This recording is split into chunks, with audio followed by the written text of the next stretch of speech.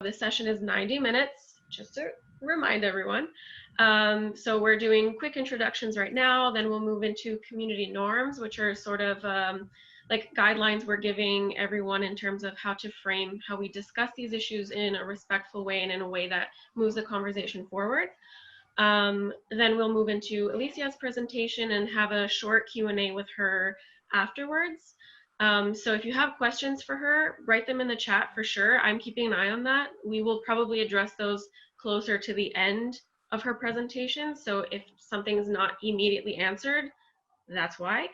And after that, we'll break out into smaller groups where we'll have some questions we can address or get the conversation started with.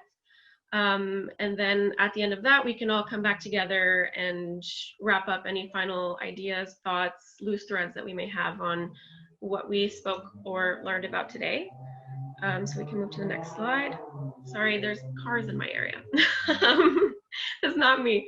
So just a little bit about all of us, so you have an idea of who is doing what. So we have Alicia here as our presenter for today. She is a Yale University graduate student and is a local racial justice organizer in her hometown. And she also lived in Pristina and Tirana, so if you throw in some Albanian phrases, she will understand.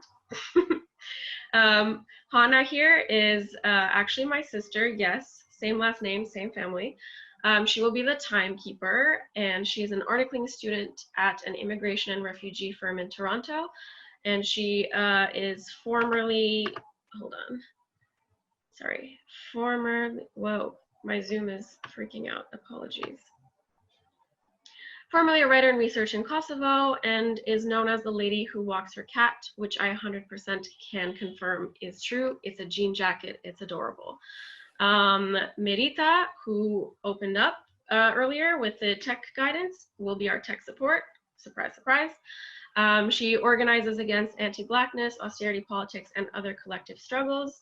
She studied geography and public health and obnoxiously loves Chicago, which again, I can confirm.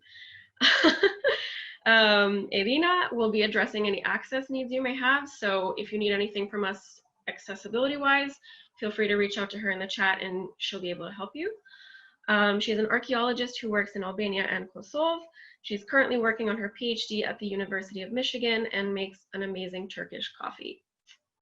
Finally, me, I'm monitoring the chat, so whatever you say, I'm seeing it for sure. And I head the Albanian Film Association in Toronto, and I've covered and reported on the Albanian community here for a while. And I can eat a good burek 24/7.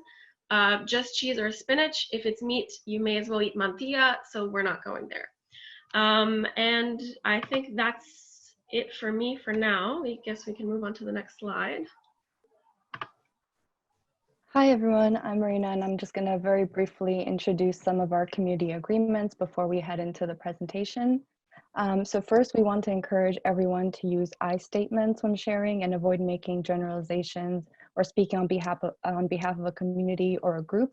So instead, begin sentences with terms like I feel or my concern. We've lost Irina, so until we get her back, I think what we're going, we can just go through these quickly until Irina comes back. So I think all of these rules are pretty self-explanatory. We just want to make sure that everybody feels like there's space for them to be heard, and that there's also, you know, a basic level of respect between all of us here. So we are asking you to challenge ideas all you want. Please refrain from challenging or confronting people. We would like to challenge ideas.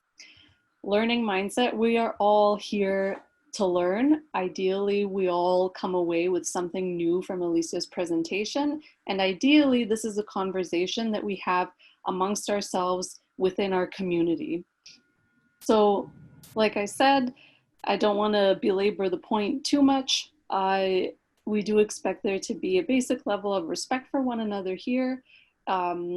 We're here to share ideas and challenge each other's thoughts and ideas, but not to attack each other as people.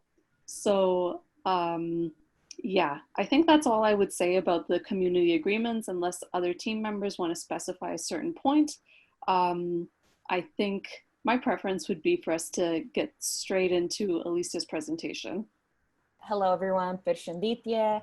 Thank you for everybody for coming on today, and thank you for like my amazing team of people. They've been working so hard to put all this together and get everything worked out. So I'm very grateful for all of you for coming today. So I came to this topic of Albanians and racism through kind of an interesting path, and I won't go into the entire story, but basically my research at Yale looks at how Albanians understand race and racism. I'm interested in particular in the ways that race and racism are understood in Kosovo. However, I also do racial justice work here in the United States. And so this kind of helped bring my two passions together, one for social justice and then one for Albanian cultural studies.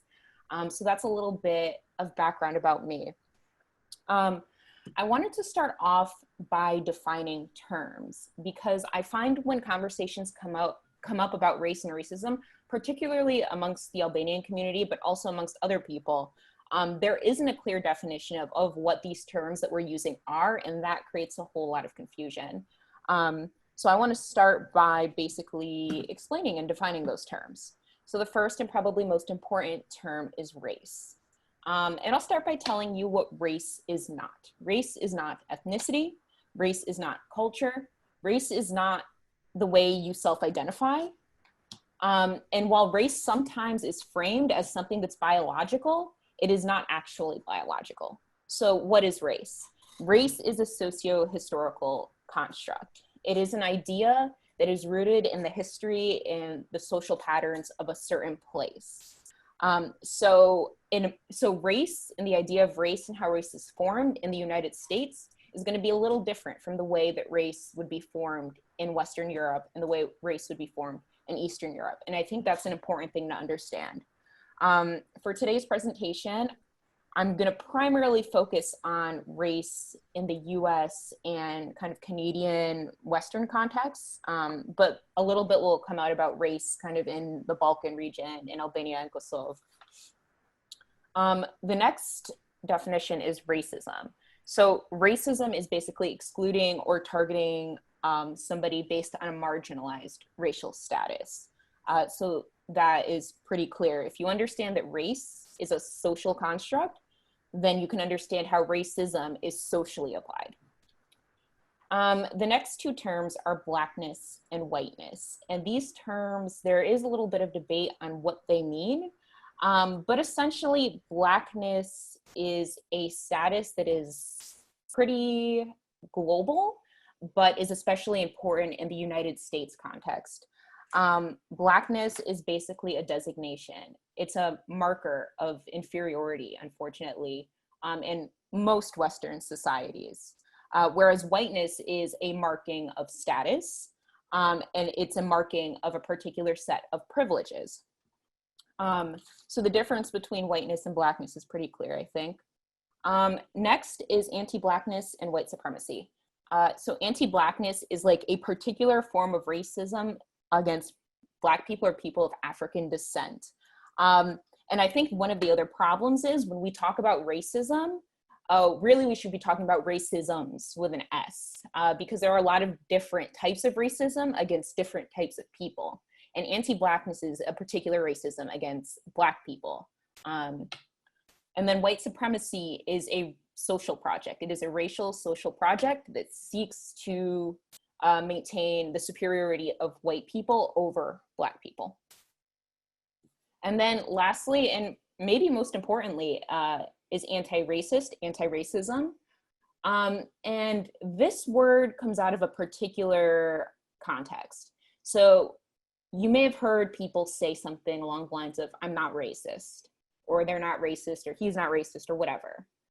Anti-racist is different because it's active. It's an active opposition to racism. It's actively calling it out when you see it, actively dismantling it in your everyday lives. It's not just not saying anything racist. And I think that's probably going to be a reoccurring theme in this presentation, that it's not just about not being racist, but about actively being anti-racist and addressing these systems in our day-to-day lives. We can go to the next slide.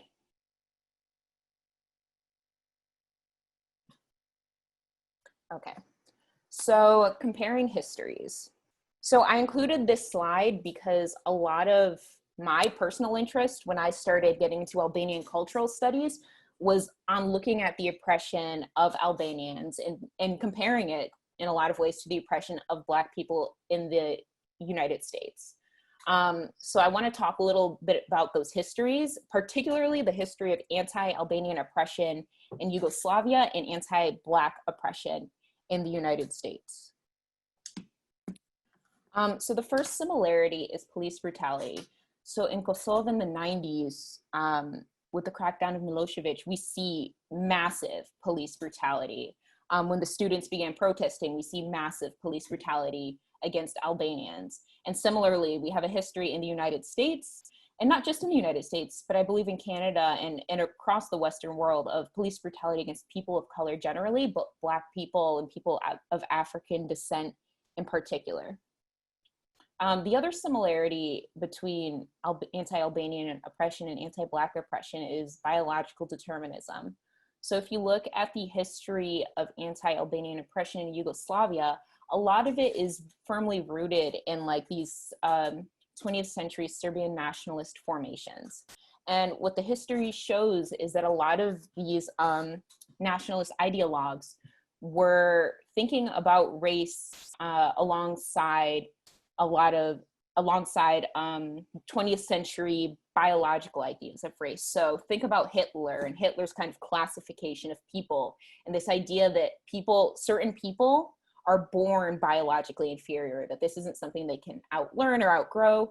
And so in the Albanian context, you see a lot of claims from these Serbian nationalist intellectuals that Albanians are inferior, that Albanians have had tails in like recent history, all of these ideas that justify like the removal and oppression of Albanians, especially in Kosovo. In the American context, it's similar. It was this idea that Black people are biologically inferior, so they must be slaves and they must be property and they cannot have rights. And so we see this parallel of biological determinism, and that's pretty common for 20th century racism. So the next one is economic inequality. So again, when you look at the history of Albanians in Yugoslavia, Kosovo was the most economically so-called backwards region in Yugoslavia. If you look at the areas where Black people live and people of color live in the United States, it's a similar thing. So we see kind of this link between dehumanization and economic inequality in both scenarios. And then the last similarity is systemic discrimination. So what we saw in the 90s in Kosovo was systemic discrimination en masse. We saw, in addition to police brutality, we saw Albanians removed from government jobs and positions. We saw the shutdown of Albanian schools. We saw the attempt to eradicate the Albanian language and certain Albanian cultural practices. And this, the harsh crackdown of Albanians was not something that started in the 90s. I mean, the very foundation of Yugoslavia was predicated on a lot of violent removals of Albanians from this land. So that systemic element, especially when we're comparing histories, is very pertinent. But I think it's almost as important, if not more important, to talk about differences. So when you're doing solidarity work, both of these elements are important, and I'm going to tell you why. Similarities are important because you can see the ways that oppressions are interrelated. You can see the ways that the things that are hurting you and people like you are also hurting other people, and making those connections is really valuable when you're trying to build solidarity and fight for one another. However, differences are also essential to point out so that we don't recklessly parallel different oppressions. And we'll talk a little bit more about misconceptions and these problematic parallels later. But we need to talk about differences to recognize that, like, there are many different racisms, there are many different oppressions, and they don't function the same. So when we're looking again at the history of Albanian and Black oppression, chattel slavery is probably one of the biggest things that stands out. So starting in the mid 1600s, we have the appearance of chattel slavery on the North American continent. And this was perpetuated by the slave trade. So basically we have Black people in America relegated as property, and that's how Blackness becomes almost synonymous with property in the United States and with inferiority. There is no such history, at least to my knowledge, among Albanians, but chattel slavery was in the United States for centuries, and that deeply shapes the ways that North Americans in particular think and talk about race. The other difference is skin color and the politics of the color line. And I think this is also important because skin color functions as a physical marker of race. And it's important to say this because skin color is not the same as race. It is a marker of race. So just to go back to the way I defined race, it is a socio-historical designation. And this can be marked by many different things. It can be marked by language. It can be marked by nationality. It can be marked by ethnicity. It can be marked by skin color, but the root of it is not about skin color. But this, because Black people are visibly Black in ways that Albanians may not be, this kind of creates an added barrier, because before they even speak, before they even open their mouth, before they even say their name, they are marked. And that is really important to acknowledge when we're talking about anti-Black racism. Support for liberation movements, I think, is also a very, very big thing. When the Kosovo Liberation Army formed and Kosovars began fighting for independence and fighting for liberation from Yugoslavia and from Serbia, they received a lot of support from the United States, a lot of support from other Western countries, although not all of them. Whereas African-American liberation movements, because they were occurring inside the United States, which is a really large and really powerful nation state, there was really no outside intervention that really came in that could help Black Americans in the ways that it could in Yugoslavia. And then statehood and self-determination. So I think, like, while there are so many parallels between Black history and particularly Kosovar Albanian history, we also have to look at the results of these liberation movements. And on the Albanian side, the fight for liberation culminated into statehood and self-determination. Whereas we see with Black liberation movements, no such path has been carved out. So while I acknowledge that Kosovo, for example, has a whole bunch of obstacles that it has to jump through as a small, recently created nation state, the very fact that Kosovar Albanians were able to secure self-determination and statehood is a privilege that unfortunately Black people have not been able to enjoy. So I think that's also important for us to recognize as we're going forward. We can go to the next one. So now we're going to talk about some misconceptions that I've heard. These have been compiled from Twitter, from talking to people, my own interactions. But I do want to start by bringing Hannah back in and talking a little bit about self-identity and the Albanian community. So Hannah? Yeah, Alicia, I really like that you structured this discussion by starting out with similarities and differences. I think that similarities help us, create lines of empathy. I think it's a good starting point for solidarity, but I think that we also have to recognize our position as, white immigrants in North America. And, that's where I'm coming from, really. I mean, my kind of sticking point with Albanians in the diaspora, and I include myself in this, is that we are very sensitive, of course, towards our struggles. And we're very sensitive when we think about our experiences in Kosovo and in Albania, because those experiences tend to be experiences of prejudice and oppression of different forms. And we're also very sensitive about our experience as immigrants to this continent.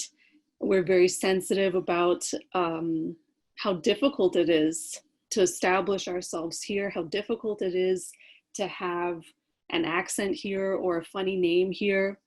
I would really like us to extend that sensitivity beyond ourselves. And, you know, when I was thinking about, okay, self-identity as an Albanian in North America, what does that mean to me? Irina helped me out by sending me a few quotes from Kendi's book, How to Be an Anti-Racist. And, you know, I think that we do need to talk about more about the myth of the hardworking immigrant. And, you know, I'm working in an immigration and refugee firm, and the history of North American immigration systems doesn't only have, you know, a horrible racist history towards people who in 2020 we recognize as racialized.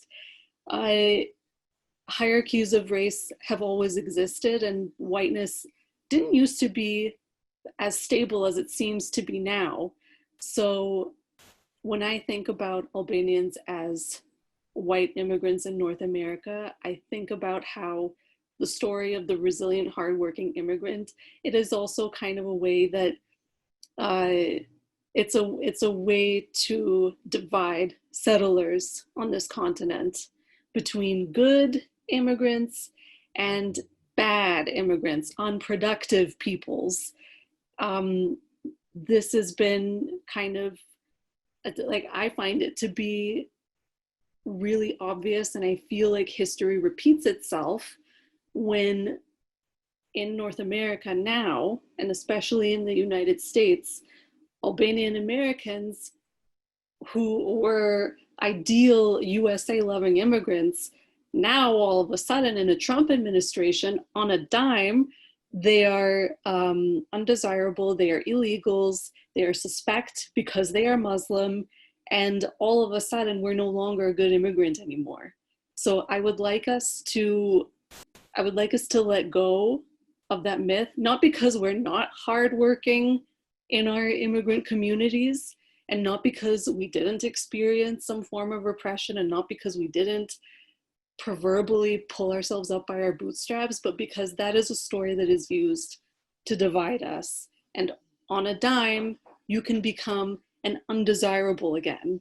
So I would like us to reject that myth, because I do think that it's a myth that stems from white supremacy.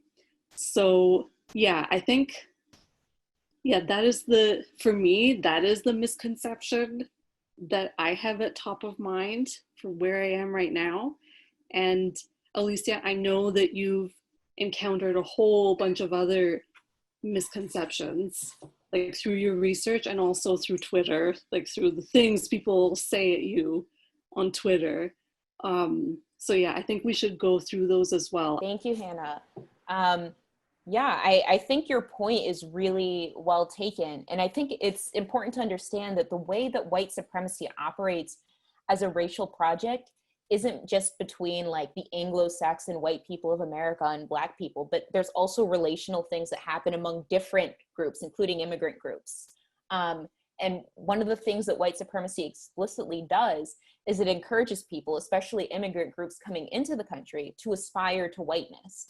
And in aspiring to whiteness, they're also taught to reject and accept the inferiority of Blackness. That is like one of the functions of white supremacy. So it's important that we're always keeping this in mind. So let's get into some of these. So one of the things that I've heard a few times is particularly in relation to Albania and Kosovo. So there's no race in Albania and Kosovo. Racism is an entirely American concept, which is not true. And while there are particular and specific ways that racism operates in America, racism is a global phenomenon. Racism happens everywhere, including in the Balkans, including in Albania, including in Kosovo.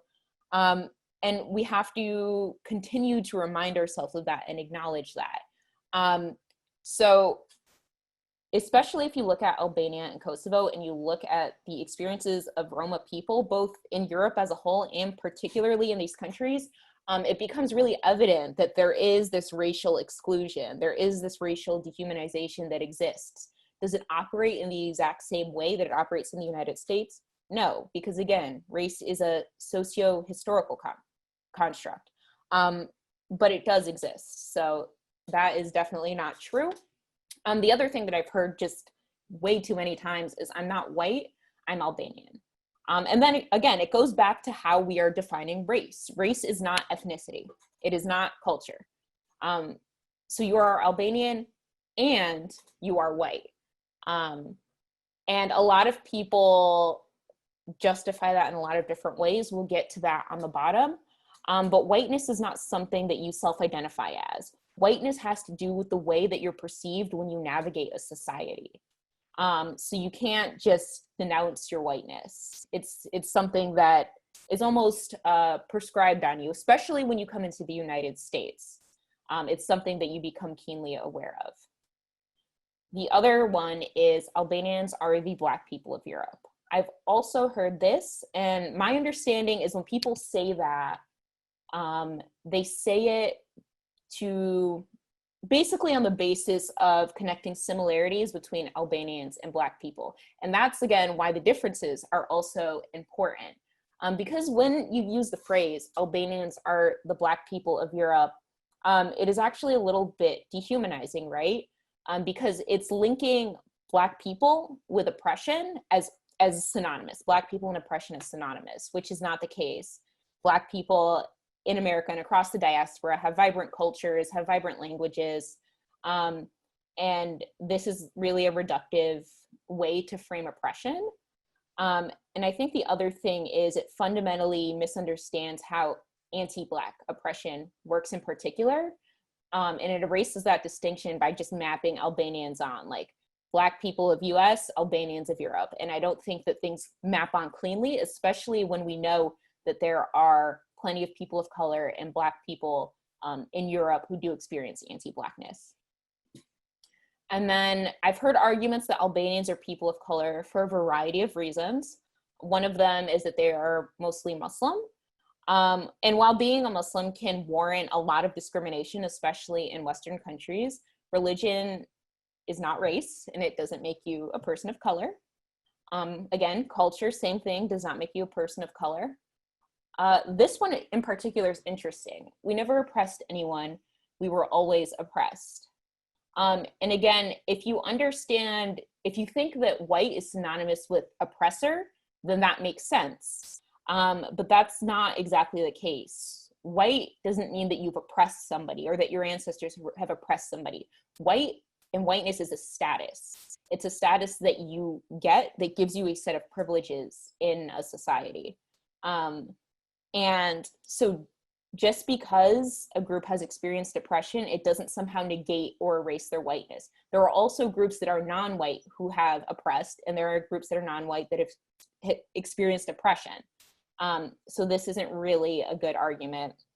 And then the last one kind of points to darker skin or features of people from the Mediterranean in general. I think you also see this argument with Greek people and Southern Italian people. And again, Albania and Kosovo are in Europe,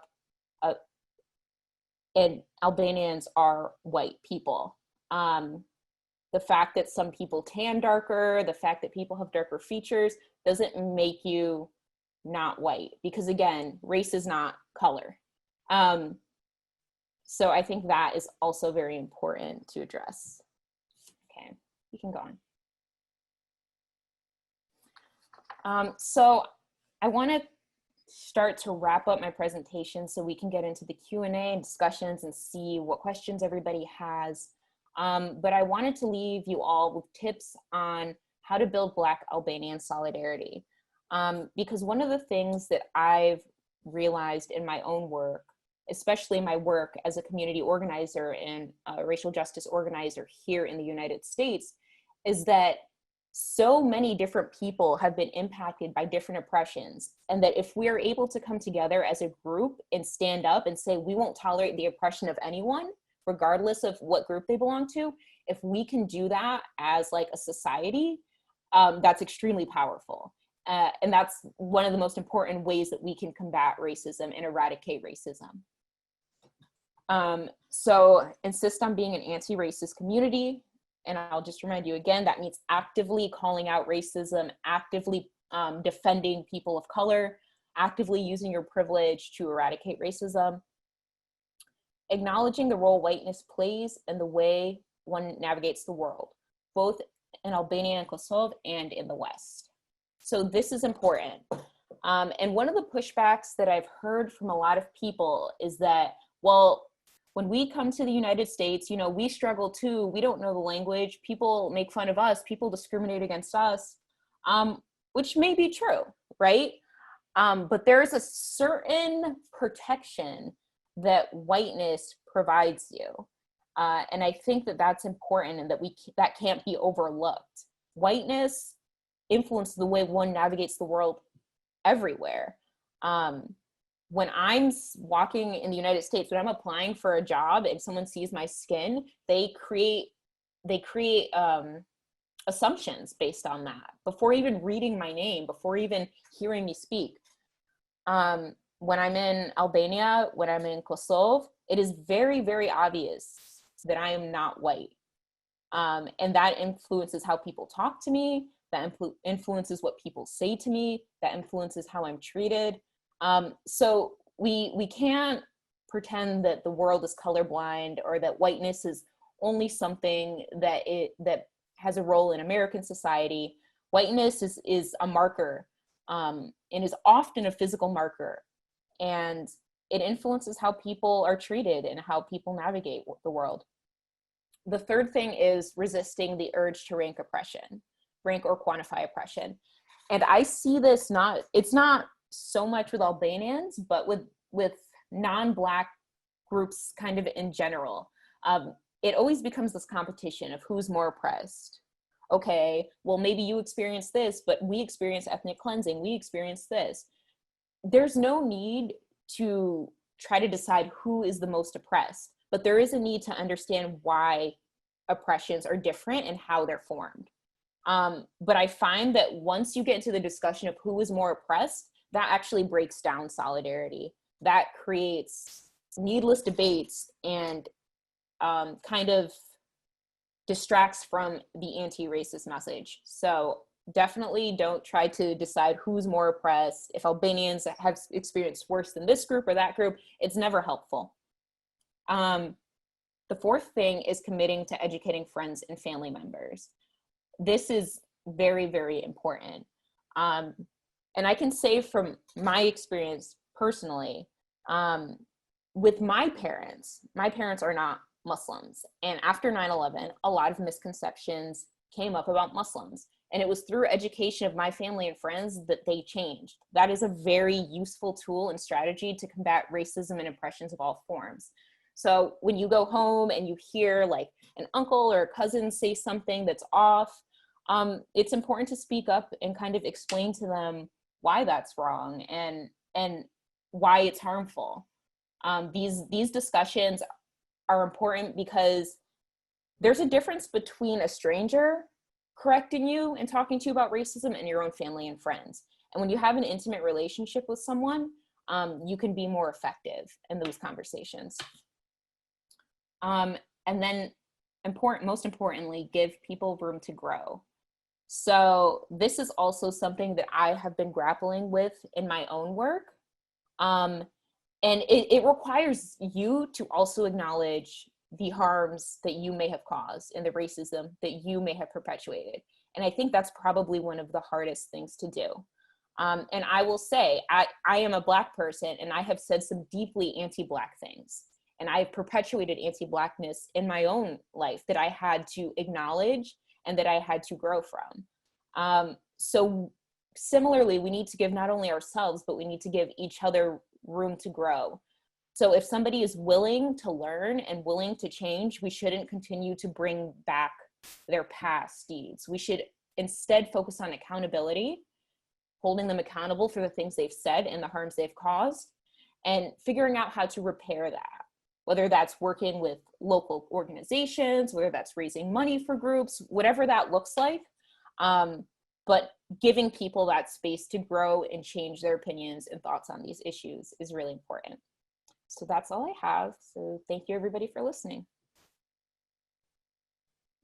Alicia, thank you so much.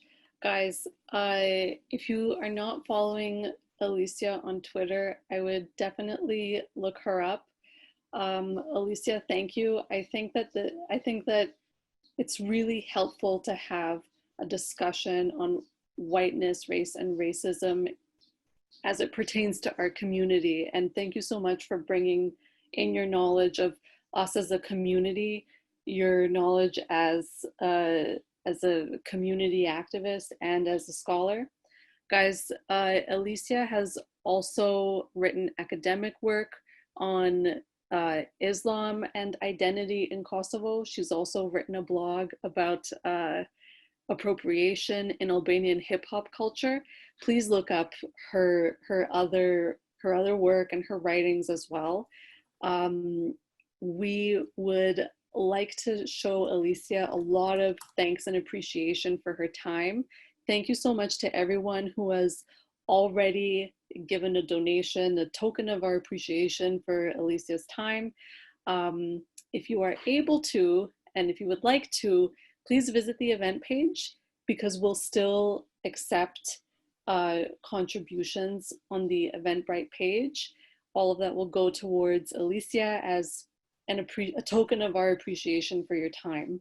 Thank you. And I'm really curious to hear what questions you have for Alicia. So Nora, I think you've been monitoring the questions that have been coming in. So why don't we do a Q&A and then we'll get into our breakout sessions. All right, sounds good. So yes, I have been looking at the chat, and I think a lot of you have been seeing the conversations and questions that have been popping up. Just in the interest of time for everyone watching, I'm going to start, I think, with questions that are a bit more focused on the conversation. I know there's some that kind of ask about like historical context about like Kosovo and like different decades. So I think I'm going to focus a bit more on like the specific content from today, and then if we have time, we can of course expand. So Alicia, one question that I pulled that I thought really like tied in with what you were talking about is, do you think there's a parallel with the Romani people as a racialized minority in the Albanian context and the Black experience in North America? So you touched on that a little bit, but I guess it would be nice, I guess, to hear, it would be good to hear an elaboration on that. And I guess in like, how is that similar? How is that dissimilar? What are your thoughts? Yeah, I mean, I think there are a lot of similarities between Balkan Roma people and between Black Americans. In fact, a book just came out that I ordered by an academic named Sunny Chang, and she does a transatlantic comparison of Roma people in Southeastern Europe and Black people in the States. And one of the things she found is that by making this comparison, we're able to find spaces for collaboration. So spaces where Black activists in the United States and Roma activists in Europe are able to collaborate and learn from each other based on the similarities of their oppressions. So I think there's a lot of similarities, especially when it comes to the ways that they're racialized. The fact that Roma people are mostly people of color, I think impacts a lot of the ways that they navigate the world. Someone asked me what the name of the book was. Transatlantic Comparisons, I think. Let me double check. But yeah. So this next question is a little bit long. I'm going to shorten it because I think there could be some interesting extrapolations from it. So there's I guess a conversation on, let's say, media coverage or what people sort of consume. Let's say if you're not exposed necessarily to, like, if you're in Kosovo or Albania, you don't know that many Black people, let's say, so you're kind of affected by media coverage and what I guess the dominant culture is speaking about you, and how often that can be such a misrepresentation and factually false information. So I guess, like, what are your thoughts in terms of, is there similarities? Do you feel like, especially with the African American community, it's like really blown up, or is it manipulated? Or how successful has that been in terms of a global view of Black people especially? Just wondering what your thoughts were on that, I guess. So basically the perception of Black people in like Kosovo and Shqipni, is that the question? Like, Yeah, overall? and I guess what role does, let's say, American media specifically play in creating an image that's factually false, let's say? Yeah. Yeah. So especially if we're thinking about the perception of Black people in Kosovo and in Shqipni, American media plays an enormous influence. It's actually a bit concerning. So essentially, a lot of this, in my opinion, happens through hip hop culture in particular, because hip hop culture is something that started off as a particular music form to articulate the Black American experience, and it's now expanded to be a global pop music, essentially. You find hip hop in basically every country in the world. But with the commodification of hip hop, we also see in a lot of ways the commodification of Blackness. And I talk about this in one of the articles I wrote about Albanian pop stars. You see pop stars from Kosovo and from Albania wearing really dark makeup so they look kind of racially ambiguous, or wearing traditional Black hairstyles like box braids or dreads, or dressing kind of the way that urban Black people dress. So you see kind of this appropriation. And the problem with the way that American media has globalized hip hop is that when it gets transferred to countries that don't have African populations of African descent, it creates this impression that Blackness is just like a style or an aesthetic. It's something that you put on, it's something that you perform, it's something that makes you cool, but it erases the people and the culture and the history behind it. And I think that's where American media becomes really harmful in terms of the perception of Black people in Kosovo. As a Black woman, I go to Kosovo or Shqipni at least like once or twice a year to do research or just to see friends.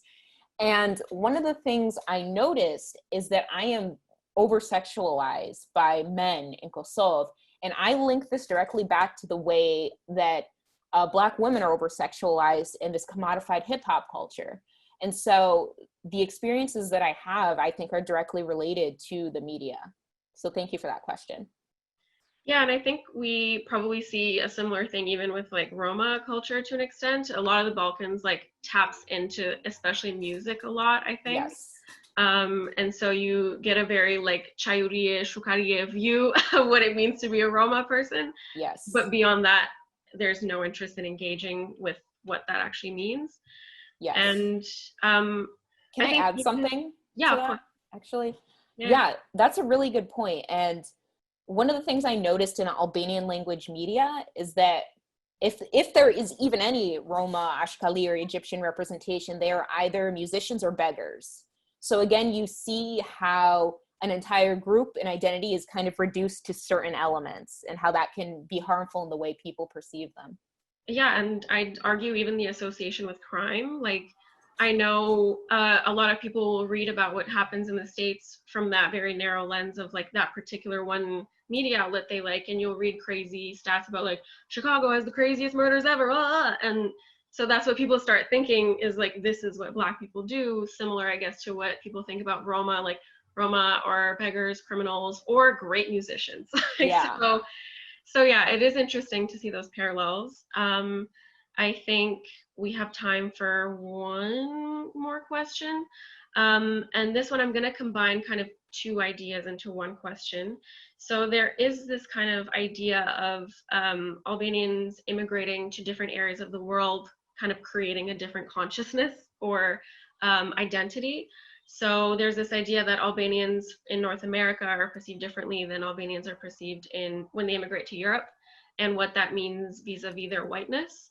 So maybe in North America you're seen as more white, in Europe you're seen as less white, and how that might then play a role in terms of identity and how Albanians then relate to people of color. I don't know if you've noticed a difference in Albanians in different regions and what your thoughts might be on that. Yeah, I've definitely noticed a difference between Albanians who immigrate to North America, and Albanians who immigrate to Western Europe. And I have some theories on why it is different. I feel like in a lot of ways, Albanians are more fully accepted into whiteness in the United States. Whereas in Europe, they're still considered white, but it's more conditional. There's a lot of, I'm trying to use, not to use terms that I then have to define. Yeah, so in Europe, I find that like in general, there's like anti-Eastern European sentiment that just doesn't exist in the United States.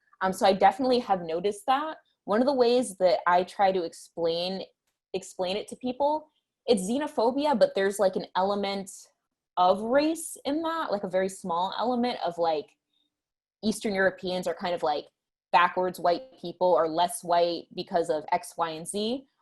So there's definitely like differences. Ultimately, they're both white, but I definitely see more particular discriminations against Eastern Europeans in Europe. Whereas I think in America, those like ethnic nuances are not as important. And do you find then maybe because of that, like I'm just generalizing, I don't even know for sure myself, but because I don't obviously know every Albanian ever, but I just feel like, do you find that maybe then there's like a lesser awareness of like racial politics, like in terms of like skin color, let's say in Europe or with Albanians in Europe than in North America? I don't know if I phrased that clearly, but I guess in terms of like knowledge and awareness where different communities are at depending on where they immigrated, like do you see a difference there? That's a good question. I feel like I don't know enough about like European Albanians to like answer that fully. We just went everywhere. It's hard to track. I am just going to share this so that, again, the people that are watching this as a recording, these are the links for the donation, which will be fixed shortly, in the survey so that we have feedback and know what direction to take this if we do again in the future.